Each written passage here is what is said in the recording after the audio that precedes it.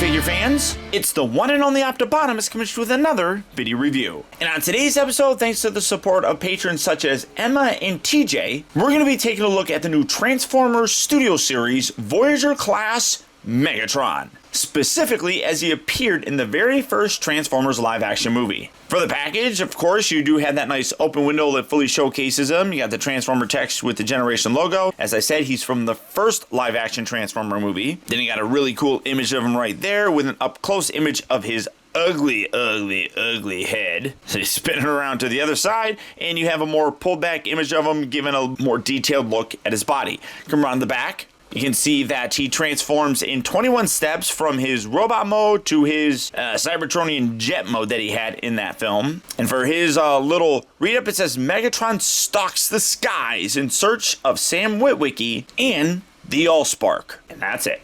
Of course, it comes with the backdrop, big screen inspired, blah, blah, blah. You got all that stuff. But for the packaging on this guy, that's about it. So without further ado, let's get him out here and see how cool he actually is. And here we have him opened up out of his packaging and obviously in his Cybertronian jet mode. And, you know, while this isn't the movie masterpiece version, which really is, in my opinion, the definitive version, this is actually a great representation of him as well. The first thing that I noticed was the gorgeous silver paint pretty much throughout the entire thing. There are darker elements like with the feet and you get more of that in the robot mode and everything, but the overall use of the silver paint is wonderful. And while, you know, there are some aspects of this that aren't entirely accurate, like for example, he doesn't have the little fins that come up from here. I feel like they could have put that in there like as a rotating bit or something, and these should be a little bit longer. It still does a great job of recreating how he looked. One bit that I wish that they would have done a little bit differently would be incorporate something here on the bottom, because otherwise you just kind of rest them right there. I mean, it's the biggest thing that I kind of worry about is the scratching of some of that paint. Now, granted, I'm never going to have this guy in this mode. It's a good mode, but you know, the real cool mode for him is obviously going to be the robot mode. I just wish that they put some little nubs or something that would help to kind of lift all this off of the ground when you put it down. Now, I guess, you know, maybe you can take these and you can extend those out, although that doesn't really look accurate. Now he does come with his weapon. You can see that I have it plugged in here on the side. You just kind of remove it. You got these little holes written on the side that the little post right there are going to plug into. So you can put it that on that side, or you can put it on the opposite side as well. This is his like little mace weapon, I guess. It is kind of unfortunate that they went with a harder plastic with it. I wish they would have used some of that rubbery plastic like we got with Shockwave, because as it is, it looks kind of weird just in his arm because it's very rigid, and that's kind of unfortunate. You can rotate this piece around. There's a little swivel section right there, so you can spin that, which is nice. I just wish that they would have done something differently with the material on this so that you could maybe get him to hold it in both arms, because as it is, it just kind of protrudes from the one arm and really doesn't do much else. But otherwise, I mean, that's about it for him. I mean, he is a Voyager size figure, which fits in with a lot of the other Megatrons that we've gotten in terms of Voyager figures. The chest section here is a reuse from that Revenge of the Fallen Megatron that we got. I don't mind it all that much because, well, yeah, he did change his alt mode. He didn't really change too much in terms of his robot mode, so that I'm okay with. Transformation on him is actually fairly simple to do. First, we're going to detach this, and you got all these little pieces that kind of lock into place, and you got to do a lot of sort of fiddling with it. So separate the section here, and then you can rotate this around. You go ahead and do that on both sides, and you got the little bit right here that's going to lock in, so you kind of pull that away. Allows you to extend the legs all the way out, kind of bring these around. It makes it a little bit easier like that, and then take the feet, you can fold that out, and then fold the front section, that, and then that. Then take this, you want to pull this piece away from the little wing, and then this bit will rotate and then fold up like so. Then take this entire section right here. This is going to rotate around, and then you have a little nub here that's going to lock everything. Oh, well, flopping it around. Little nub that sits right there, and then you can fold all of this in. That's all. There you go. Collapse all of that. Come on. Like that, and then like that, and then fold that in just like so. And then you can take this piece and you rotate this around, and then you got this little slot section right here in the middle that's going to line up with that little tab. So just bring that up, give that a little push, locks that into place, and then you can fiddle with his feet, getting that the way that it needs to look. So let's do that on the other side as well. Again, you're going to separate this piece right here, rotate this around, fold this up, and let that sit there, rotate this around till you come to the little nub section right here, and then kind of lift this and just slot that right there. All this then accordions down and in like that, and then that comes in. Then rotate that around, lock that into place right there, and then straighten out his legs and kind of just position this kind of how you want to. And there you have his legs done, and that's one of the complaints. We'll get into it a little bit later on about the overall look of his legs. He's got big legs. That's all I can really say. This piece right here, you want to pull this away, and then this gets a little bit tricky. You have to kind of fold this in. So bring this up and then hinge this up like that. Rotate that around and then spin this piece out like so. Kind of just leave that right there for now. This piece here, fold this, then fold this. Rotate that all the way around till it's right there, and then fold this piece up, and then this is going to come around and this will lock in to the back. Give that a good squeeze, locking that into place. Do that on this side as well. Squeeze that in just like so. Come down here to the hands, fold those bits out.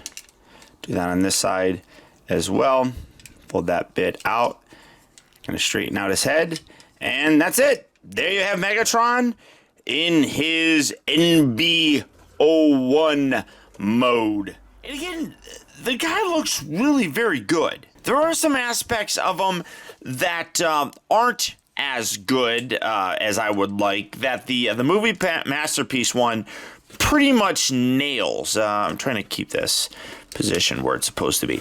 That primarily being the feet area, or legs, I should say. His legs here are huge, as you can see. The lower legs really do fold up. Jet pieces kind of fold up into the main section of the legs, and it really does thicken them up considerably. So while that is kind of unfortunate, his back is really very clean. I mean, that looks really good. These don't like staying tabbed in either, and that's kind of unfortunate because a very tight joint ends up pulling that section out pretty consistently. Let me see.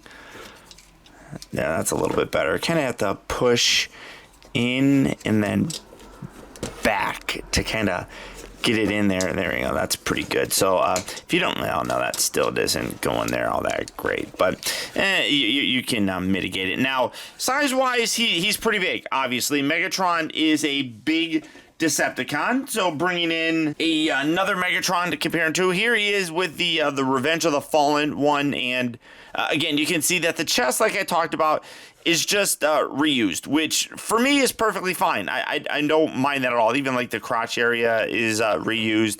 Obviously the head's going to be different, but everything else is pretty much different on this. It doesn't really disappoint me by any stretch of the imagination because it's fairly accurate looking. But I do like this guy's look. Obviously, this is the recolored version with the battle damage head and everything, but both are really very cool representations of Megatron.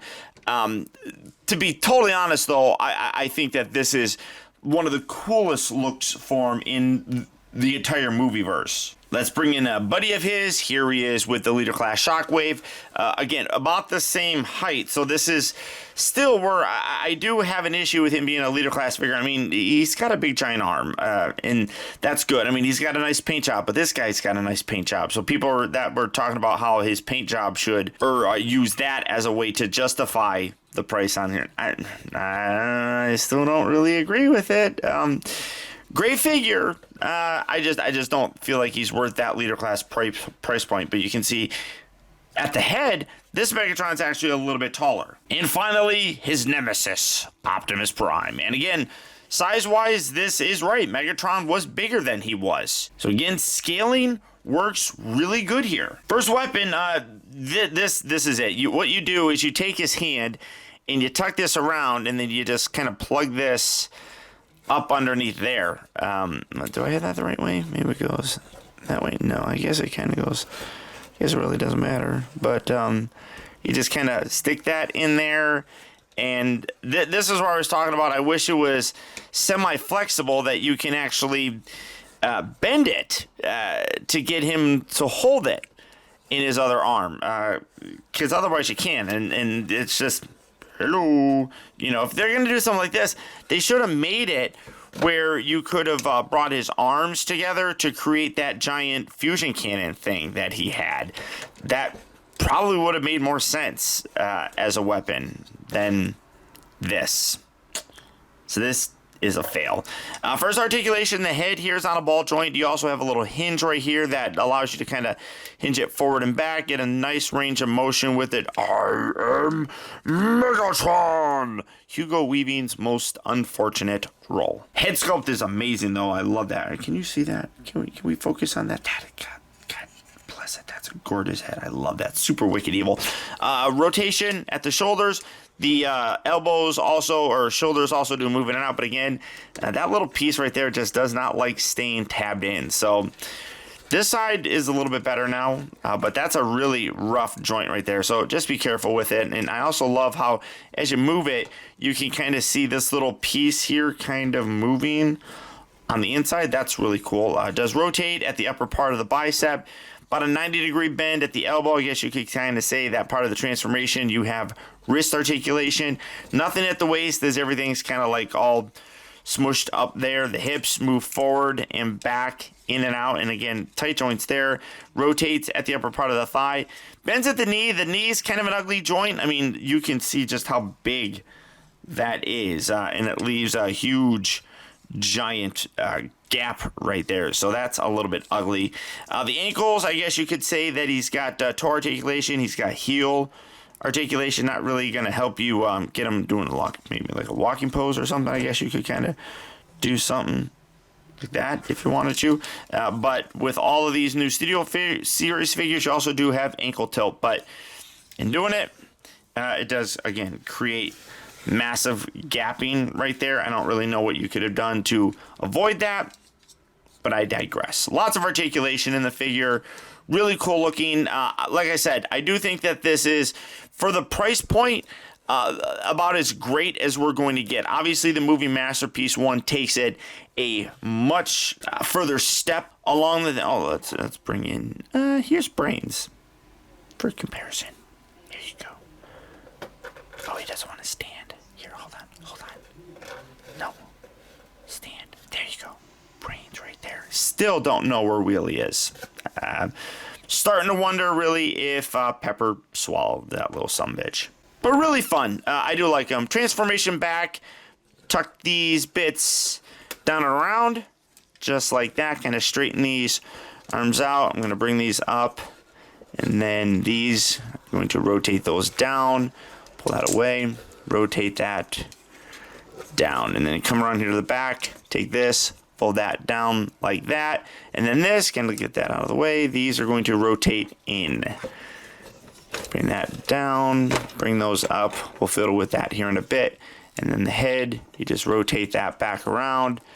and that's going to sit right along that side bit right there. I don't really think there's nothing really here that I'm trying to see if there's anything really that tabs that down, and I don't really think that there is, so I guess it just stays there. The instructions are not very clear on that. This whole section here, you're going to rotate that out. That'll lock, that'll lock, that'll lock. This is all going to come up and sit along this side. This part does get a little bit kind of annoying. You got a little slot on the inside right here that this little tab is going to lock into. I find that it doesn't like locking in very well. Both sides tend to pop out. That one sticks in a little bit better than this one does. But in terms of lining everything else up, it'll probably dislocate at some point in time. So I don't really fully tab that in just yet, so don't worry about that just now. Come to these legs, split these out a little bit. This section right here, you're going to slide that out, rotate that around, get that out of the way, and then accordion all of this back out. Just like so. Fold this piece out. This piece here is going to fold all the way out, straighten out, and then you lock that in on the inside right there. That's going to be that piece, and then you can take these, we're going to fold those, and then fold all this back up and around, and then take the foot, make sure you push that all the way down, just like that, and then rotate this. This piece here then has to swivel all the way around to that side. And this is where you're going to kind of line things up. So bring this down, and this piece is going to, you got a little tiny nub right here. You're going to just kind of line that up, sit that right there. And this is where you can kind of put this little bit in, bring this down, line that up, and then get this lifted up. You got a little tab right here that's going to lock in with the foot. So just kind of bring that in and then push that down there, and then bring that down. Did that loosen everything up? Yeah, it probably did. It does get a little frustrating because you got to get all those tabs, like I said, properly lined. And there we go. And then let's see, why are you not? Oh, and then you also have to line this up. There's a lot of little tabs on this sucker. And then bring that down. There we go. Just like that. Okay, so now this thing, then lift this up just like that. Take this, rotate that around, pull all this junk out. Take this piece, boom, pull that piece off. Leave that back on there. Let's see. Pop that back on there. Oh, wow, that came off really good. Oh, wait, does it go this way? Yeah, it goes like that way, sorry. And then open this and lift that and then tab that in right there. There we go. And bring this around, rotate that around, bring this up, keep these little fins back here. And again, try and line all this stuff up so it's locked in there. So try line that up. Did that detach? Yeah, that detached piece of crap. There we go. Push that in. Bring this down. Fold that all the way down. Line that little slot up. This little middle section you want to line up. You gotta get this little piston looking thing lined up right. God damn it. Yeah, that's annoying.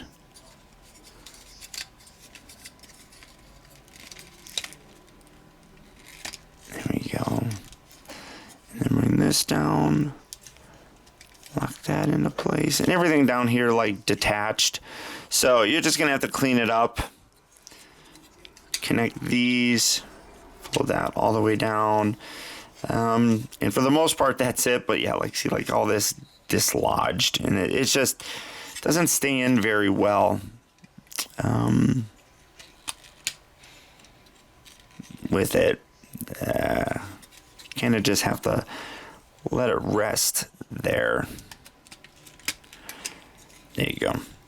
But when you're done, there you... Oh, no, all this stuff popped off too. God damn it. Put that there. But when you're done, roughly, there you have Megatron back in his vehicle mode. So, yeah, a little bit fiddly getting back to this mode. Mostly just in getting all those different tab pieces to line up properly and kind of hold everything kind of together. In general, though, it's not very bad. Vehicle mode wise, looks the way that it needs to, I think. There's a few elements that are a little bit different and a little bit inaccurate, but still pretty good. Transformation isn't overly complex. A lot of what you have, like with the wings and everything, basically just fold up into his legs. But at the price point of this guy, and obviously not being that movie masterpiece, the engineering does not need to be as involved as that masterpiece one. So what they're able to accomplish with this price point and this size, I think is pretty darn good. And it results in a robot mode that I also think looks really very good. The only aspect that I don't particularly like are the big chunky calves on them. That creates all sorts of problems, especially when you got like smaller thighs and a big giant calf that when you bend it, it kind of looks disjointed. But again, I think they did a pretty good job. And by this point, we've gotten almost every movie version of Megatron. This is the first one. Obviously, we got Revenge of the Fallen, and we also have The Dark of the Moon.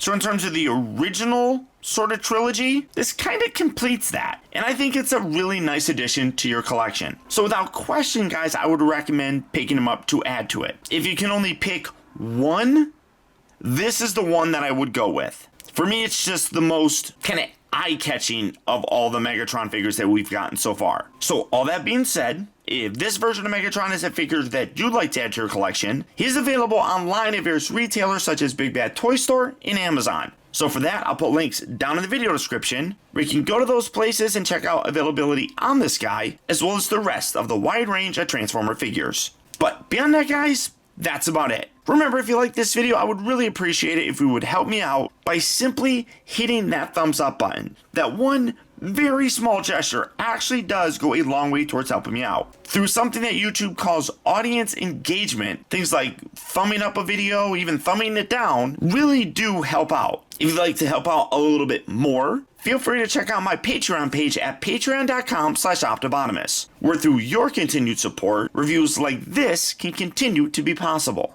And finally, remember, the real trouble with the world is that too many people grow up. Thank you for watching and taking the time to be a kid.